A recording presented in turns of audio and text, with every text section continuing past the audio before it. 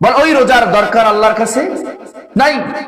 যেই রোজাটা রাখার পরে কি সকাল থেকে সে সন্ধ্যা পর্যন্ত উপাস হয়েছে, কিন্তু মাঝখানে কি করেছে জানো? মাঝখানে ঝগড়া করেছে, মাঝখানে মিথ্যা কথা বলেছে, মাঝখানে জুলুম করেছে, মাঝখানে কোনো ব্যক্তির অন্যায়ভাবে সম্পদ লুণ্ঠন করেছে, কোনো ব্যক্তির গীবাত করেছে, বলে ওই লোকটা সকাল থেকে সন্ধ্যা পর্যন্ত উপাস রয়েছে, তার রোজা আল্লাহর কাছে গ্রহণ হয় না। তার রোজা আল্লাহর কাছে গ্রহণ হয় নাই। এটা নবীর উম্মতের দল, মায়ার নবী দয়ার নবী রাহমাতুল লিল আলামিন বলেন, রোজা তোমাদের জন্য ঢাল স্বরূপ। আমাদের মুখেরও রোজা আছে, হাতেরও রোজা আছে, কানেরও রোজা আছে, চোখেরও রোজা আছে, শরীরের অঙ্গ প্রত্যঙ্গের রোজা আছে। কেমন করে মায়ার নবী বলেন, রোজা তোমাদের জন্য ঢাল স্বরূপ। যখন তুমি মুখ থেকে মিথ্যা কথা বলো, সাথে সাথে তোমার মুখের রোজা ভেঙে যায়। মুখ থেকে যদি কাউকে গালি দাও, সাথে সাথে তোমার মুখের রোজা ভেঙে যায়। মুখ থেকে গীবাত করলো, তোমার রোজা ভেঙে যাবে। হাত থেকে অন্যায়ভাবে কাউকে যদি থাপ্পড় দাও, হাতের রোজা ভেঙে যাবে। পাও থেকে যদি অসৎ কাজের দিকে তুমি অগ্রসর হও, পায়ের রোজা ভেঙে যাবে। চোখ দিয়া যদি তুমি কোন অপর নারী বা কোন তুমি সিনেমা নাটক দেখো, চোখের রোজা ভেঙে যাবে। কানের ভিতরে তুমি হেডফোন লাগাইয়া গান শুনতেছো, কানের রোজা ভেঙে যাবে। মায়ার নবী বলেন, এই রকমের রোজা আল্লাহর দরবারে গ্রহণযোগ্য না। রোজার নাম হলো তোমার অঙ্গ প্রত্যঙ্গ সব কিছু নিয়ে যে রোজাটা হবে, সেইটা আল্লাহ পাক রব্বুল আলামিনের কাছে গ্রহণযোগ্য। এই জন্য মায়ার নবী দয়ার নবী, রোজা আমি আল্লাহর জন্য, আর আমি আল্লাহ তার ঝাঁঝা হয়ে যাব। দুনিয়ার কিছু দিব না, আমি স্বয়ং মালিক তার জন্য হয়ে যাব। কিন্তু রোজাটাও সেই রোজা হতে হবে।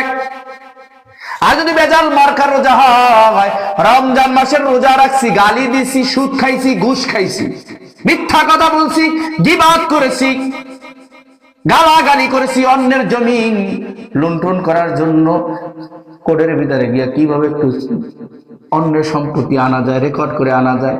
রমজান মাস চলতেছে বন্ধু, তুমি সারা দিন কুকুর যেমনি ভাবে উপাস রয়েছে, তোমার ওই উপাসটাও কুকুরের মতো হয়ে গেছি। তাহলে পুত পবিত্র ভাবে কি রাখতে হবে? রোজা রাখতে হবে। এবার আসেন, আয়েশা সিদ্দিকা রাদিয়াল্লাহু তাআলা আনহা বলেন, যদি কোনো ব্যক্তি অসুস্থ অবস্থায় দুনিয়া থেকে বিদায় হয়ে যায়, তাহলে তার পরিবারের সদস্যের উপরে ওয়াজিব থাকে বা আবশ্যক হয়ে যায় ওই ব্যক্তির রোজাকে যেন কাজা করে। ওই ব্যক্তির রোজাকে, আমাদের ভিতরে অনেক ব্যক্তি আছে যারা অসুস্থ, রোজা রাখতে পারে না, তার ওই পক্ষ থেকে পরিবারের সদস্য রোজাটাকে কাজা করা ওয়াজিব। কিভাবে কাজা করবে? ইমাম আবু হানিফা, ইমাম মালিক, ইমাম শাফি এবং অন্যান্য ইমামগণ বলেন, এই কাজা দ্বারা উদ্দেশ্য হলো তুমি একজন মিসকিন রাখো ঘরের ভিতরে।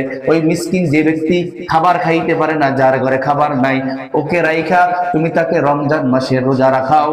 2 বেলা খাবার খাও, সকালের ফজরের খাবার সাহারিটা খাও, আবার ইফতারের পরে খাবার খাওয়া, 2 বেলা খাবার খাওয়াইয়া 1 মাস তোমার ঘরের ভিতরে রাখো।